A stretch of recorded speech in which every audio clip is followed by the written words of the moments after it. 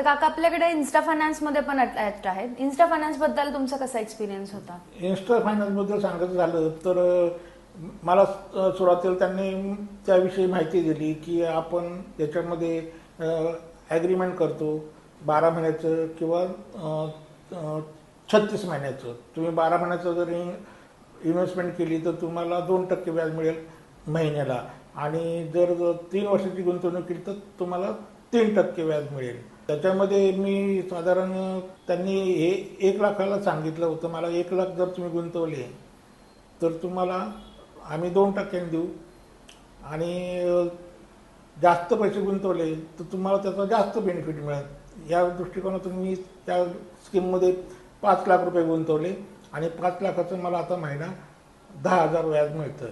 So कसं वाटलं तुम्हाला इन्स्टा फायनान्स? मग तुम्ही काय सजेस्ट कराल आपल्या कस्टमर्सला? मी सजेस्ट करेल की तुम्ही जास्तीत जास्त गुंतवणूक करा, कारण हा त्यांचा जो कारभार आहे हा एकदम पारदर्शक आहे आणि सोप्या पद्धतीने आपल्याला गुंतवणूक करता येते, आणि बेनिफिट इतर बँकेपेक्षा चांगलं मिळतं.